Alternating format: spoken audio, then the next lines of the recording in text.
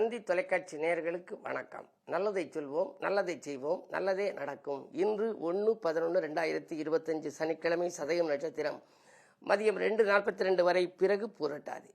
இன்றைக்கு நான் உங்களுக்கு சொல்ல இருக்கிற நல்ல கருத்து 2 தினங்களுக்கு முன்னாலே சொன்னேன். தெய்வங்களும் தெய்வங்களும் அதற்குரிய அந்த இலைகள் நாம் உபயோகப்படுத்துகிறோமே பூஜைக்கு, அவற்றை பற்றி உங்களுக்கு எடுத்து சொன்னேன். அதனுடைய தொடர்பாக நான் சமீபத்தில் மதுரையில் ஒரு வீட்டுக்கு போயிருந்தேன். அந்த வீட்டுக்கு போகிறோட முன் வாசலில் மணி பிளான்ட்டுன்னு வளர்த்துருந்தாங்க. மிகப்பெரிய கொடி, அது வீடு பூரா ஆக்கிரமிச்சிருந்துச்சு. ஆனால் அதற்கு சுற்றி ஒரு வேலி எடுக்கிற மாதிரி கம்பி வலை போட்டிருந்தாங்க. நான் கேட்டேன், எதுக்காங்க இது மாதிரி போட்டிருக்கீங்கன்னு. இல்லை, இது பாதுகாப்பாக வச்சுக்கோணும், இது வளர வளர மணி பிளான்ட்னே இதுக்கு பேர், பணச்செடி, இது இருக்க எங்களுக்கு வளர்ச்சி நல்லா இருக்குது, வருமானம் நிறைய வருது, தொழில் வளர்ச்சி ரொம்ப சிறப்பாக இருக்குது, ஆகையினால இதை நாங்கள் பாதுகாத்து வச்சு முன்னாடி இருக்க காவல்கார்ட்ட சொல்லி வச்சுருக்கோம், இது யாரும் கை வச்சிடாமல் பார்த்துக்கன்னு சொல்லியிருக்கோம் அப்படின்னு சொன்னாங்க.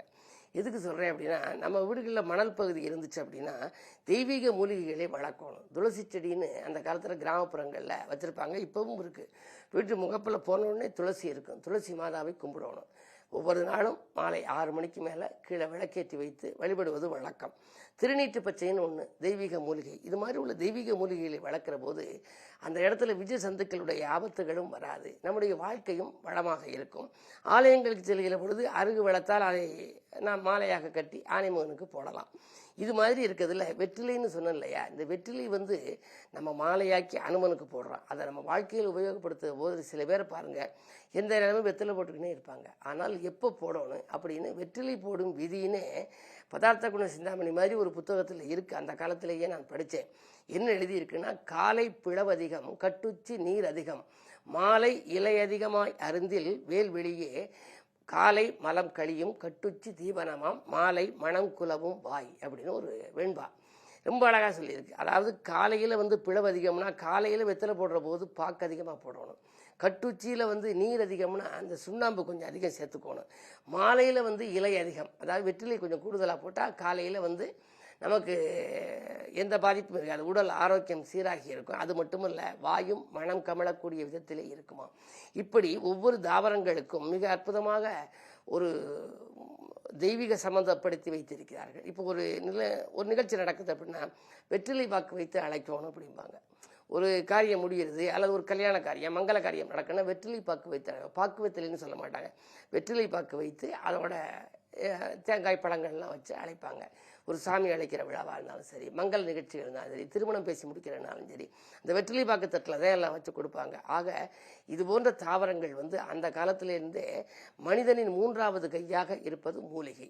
அந்த மூலிகை தாவரங்கள் மட்டுமல்ல, மற்ற சில தாவரங்களும் நம் வீட்டிலே வளர்த்தால் அந்த தாவரங்களின் வாயிலாக நம்முடைய ஆரோக்கியமும் சீராகும், அதே நேரம் தெய்வீக எண்ணங்களும் நமக்கு உருவாகும் என்ற கருத்தை தெரிவித்து, இன்று சனிக்கிழமை இந்த அருகில் இருக்கும் நீங்கள் விஷ்ணு ஆலயம் அல்லது அனுமன் ஆலயம் சென்றால் அங்கு நீங்கள் செல்கின்ற பொழுது துளசி மாலையையோ அல்லது வெற்றிலை மாலையையோ கொண்டு சென்று அவருக்கு அணிவித்து வழிபடுவது நல்லது. துளசி மாலை அணிவித்தால் துயரங்கள் தீரும், வெற்றிலை மாலை அணிவித்தால் வெற்றிகள் கிடைக்கும் என்ற கருத்தை தெரிவித்து இன்றைய ராசி பலன்களை இப்பொழுது உங்களுக்கு வழங்கப் போகின்றேன்.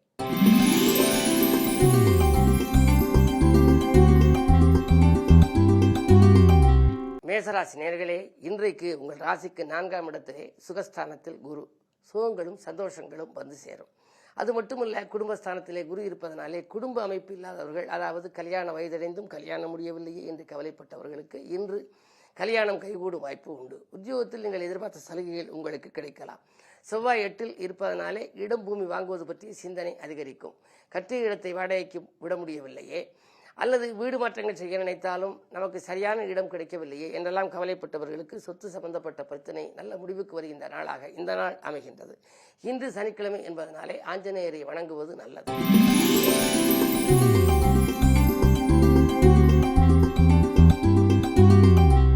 ரிஷபராசினியர்களை, உங்களுக்கு குடியிருக்கும் வீட்டால் ஏற்பட்ட பிரச்சனைகள் அகலும் நாள். இன்று கொள்கை பிடிப்போடு நீங்கள் செயல்படுவீர்கள். கேட்ட இடத்தில் உங்களுக்கு உதவிகள் கிடைக்கும். கடினமான வேலைகளை கூட எளிதில் முடிக்கும் உங்களுக்கு உங்களுடைய ராஜநாதன் சுக்கிரன் பரிவர்த்தனை யோகம் பெற்றிருப்பதனாலே இன்று வீட்டுக்கு தேவையான விலை உயர்ந்த பொருட்கள், அத்தியாவசிய பொருள், ஆடம்பர பொருட்களை வாங்குவதில் கவனம் செலுத்துவீர்கள். உத்தியோக முன்னேற்றம் உண்டு.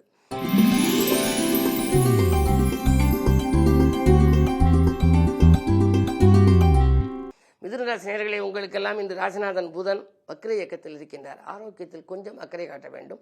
பிள்ளைகள் வழியில் சில பிரச்சனைகள் வந்து அது தீரும். இருந்தாலும் கூட பணப்புழக்கம் நன்றாகவே இருக்கும். 2லே குரு உச்சம் பெற்றிருக்கின்றார். 7க்கு அதிபதி என்பதனாலே களத்திரத்தின் வழியிலும் உங்களுக்கு, அதாவது வாழ்க்கை துணை வழியையும் உங்களுக்கு வருமானம் வர வேண்டும். எனவே அவர்கள் படித்து முடித்து வேலை இல்லாமல் இருந்தால் இன்றைக்கு வேலை கிடைத்து உதிரி வருமானம் வருவதற்கான ஒரு வாய்ப்பும் உண்டு. இன்று இனிய நாள், யோகமான நாள்.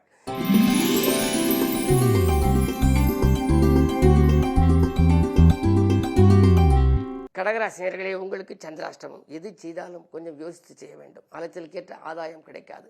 இடமாற்றங்கள் திடீரென வரலாம். இருந்தாலும் கூட மனக்கசப்பு தரும் தகவல்களும் வரலாம். இன்று தானுண்டு தன் வேலையுண்டு என்று இருப்பது நல்லது. மேலும் அஷ்டமத்து சனி வக்ர இயக்கத்தில் இருந்தாலும் கூட இன்றைக்கு கிழமையும் சனி என்பதனாலே அதிகாலையிலேயே நீங்கள் ஆனைமுக பெருமானையும், அதற்கு பிறகு சனி பகவானையும், பிறகு அனுமனையும் தொடர்ந்து வணங்குவது நல்லது. அனுமன் வழிபாடு ஆனந்தம் வழங்கும். சனி வழிபாடு சந்தோஷம் வழங்கும். விக்னேஸ்வரன் வழிபாடு வெற்றிகளை வழங்கும்.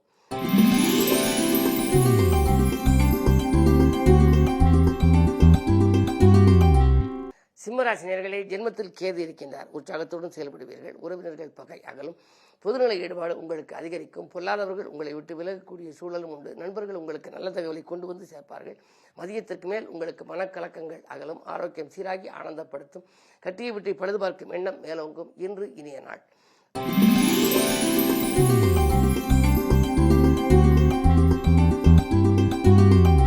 கன்னிராசி நேயர்களே, உங்களுக்கு உத்தியோகம் சம்பந்தமாக எடுத்த முயற்சியிலே வெற்றி கிடைக்கின்ற நாள். ஊர் மாற்றங்கள் பற்றியோ இடமாற்றங்கள் பற்றியோ சிந்திப்பீர்கள். ஒரு சிலருக்கு உத்தியோகத்தில் மேலதிகாரிகள் கூடுதல் பொறுப்பை கொடுத்து அதன் மூலமாக உங்களுடைய திறமையை பரிசோதித்து உங்களுக்கு ஒரு நல்ல வாய்ப்பை கொடுக்கலாம். ஊதிய உயர்வு கூட வருவதற்கான அறிகுறிகள் தென்படுகின்றன. 2ஆம் இடத்திலே சூரியன் இருக்கின்றார். 12க்கு அதிபதி 2ல் இருப்பதனாலே விரயத்திற்கேற்ற வருமானம் உங்களுக்கு வந்து கொண்டே இருக்கும். எந்த ஒரு காரியத்தை செய்ய நினைத்தாலும் காரியத்தை தொடங்கிவிட்டாலே காசு பண புழக்கம் வருகின்ற இந்த நாள் நல்ல நாள்.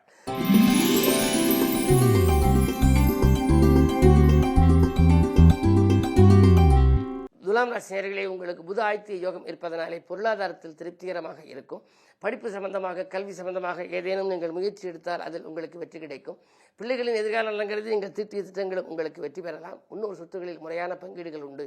பாகப்பிரிவினர்கள் சுமூகமாக முடியும். உத்தியோக அனுகூலம் ஏற்படுகின்ற இந்த நாள் நல்ல நாள்.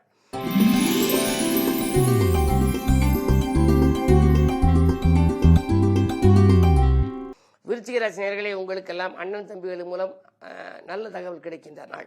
அதாவது உடன்பிறப்புகளின் வாயிலாக உற்சாகமான தகவல் கிடைக்கின்ற நாள். உங்களுடைய ராசிக்கு 12லே சூரியன் நீச்சம் இருந்தாலும் அவர் பரிவர்த்தனை யோகம் பெற்ற கிரகங்களான புதன் சுக்கிரனோடு இணைந்திருப்பதனாலே பொருளாதாரம் திருப்திகரமாகவே இருக்கின்றது. அதே நேரத்தில் உங்களுக்கு நீங்கள் எந்த நேரத்தில் எதை செய்ய நினைத்தாலும் அது உங்களுக்கு செய்ய இயலும் அளவிற்கு பண வசதியும் திருப்திகரமாக இருக்கும். காரணம், எந்த கிரகங்கள் எப்படி இருந்தாலும் குருவினுடைய பார்வை உங்கள் ராசிகள் பதிவது மிக மிக யோகம். குரு மங்கள யோகம் என்ற ஒரு யோகம் இருக்கின்றது. அந்த அடிப்படையில் பார்த்தால் இல்லத்திலே சுபகாரியம் நடைபெற வேண்டும். கடந்த சில வருடங்களாகவோ கடந்த சில மாதங்களாகவோ கல்யாணம் பேசிவிட்டு போனதே அது எப்பொழுதுதான் முடியும், இல்லத்தில் மங்கள ஓசை கேட்குமா கேட்காதா என்றெல்லாம் சிந்தித்தவர்களுக்கு இன்று நல்ல பதில் கிடைக்கப் போகின்றது. இந்த நாள் நல்ல நாள்.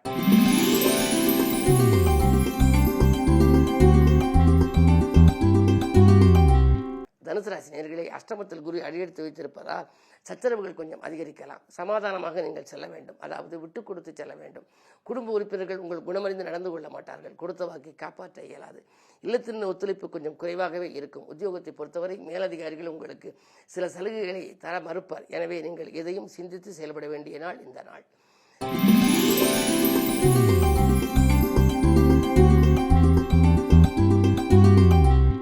மகர ராசி நேயர்களே, உங்களுக்கு குரு பார்வை இருப்பதனாலே கலக்கங்கள் அகலும். காசு பண புழக்கம் அதிகரிக்கும். திருமண வாய்ப்புகள் கைகூடலாம். ஆரோக்கிய தொல்லைகள் அகலும். மருத்துவ செலவுகள் குறையும். 2லே ராகு இருப்பதால் திரண்ட செல்வம் வரும் என்பார்கள். எனவே கேட்ட இடத்திலும் உதவிகள் கிடைக்கும். தொழிலும் நல்ல எதிர்பார்த்ததை காட்டிலும் கூடுதல் லாபம் வரலாம். இன்று மதியத்திற்கு மேல் உங்களுக்கு பயணங்களாலும் பலன் உண்டு.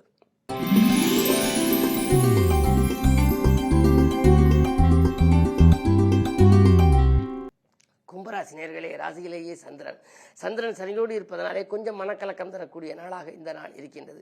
எதையும் திட்டமிட்டு செய்ய இயலாது. யோசித்து செய்ய வேண்டும்.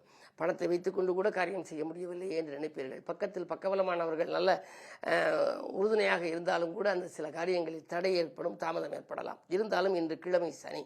உங்கள் ராசிநாதன் சனி. சனி பகவானை அவசியம் நீங்கள் வழிபட வேண்டும்.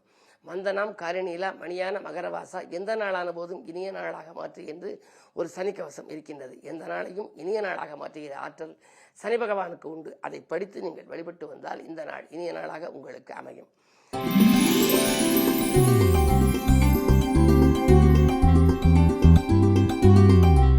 மீனராசி நேயர்களே, உங்களுக்கு குரு பார்வை இருப்பதனாலே கரைந்த சேமிப்புகளை ஈடுகட்டுவீர்கள். கவலைகள் தீரும். புதிய மனிதர்களை சந்திப்பால் பொருளாதாரத்தை பெருக்கிக் கொள்வீர்கள். அது மட்டுமல்ல, உங்கள் ராசிக்கு 6ல் கேது இருப்பதனாலே இடமாற்றங்கள், வீடு மாற்றங்கள், உத்தியோக மாற்றங்கள் பற்றி சிந்திப்பீர்கள். எடுத்த காரியத்தை எளிதில் முடிக்கும் அளவிற்கு உங்களுக்கு கிரக நிலைகள் சாதகமாக இருக்கின்றன. பஞ்சமஸ்தானத்திலே குரு உச்சம் பெறுவது மிகுந்த யோகம். 5ம் 9ம் மிஞ்சும் பலன் தரும் என்பார்கள். எனவே தொழிலை பொறுத்தவரை நீங்கள் ஓரளவு எதிர்பார்த்தால் கூட பல மடங்கு உங்களுக்கு லாபம் கிடைக்கலாம். உத்தியோகத்தில் உங்களுக்கு மேலதிகாரிகள் ஊதிய உயர்வும் தருவார்கள். உத்தியோக உயர்வும் தரக்கூடிய அளவுக்கு இருக்கிறது. இன்று நீங்கள் அதற்கான வழிமுறைகளை பின்பற்றலாம். இந்த நாள் உங்களுக்கு இனிய நாள். சனிக்கிழமை என்பதனாலே பெருமாள் வழிபாடும் இலக்குமி வழிபாடும் பெருமைகளை சேர்க்கும். மேலும் விவரங்கள் அறிய தினத்தந்தி படியுங்கள்.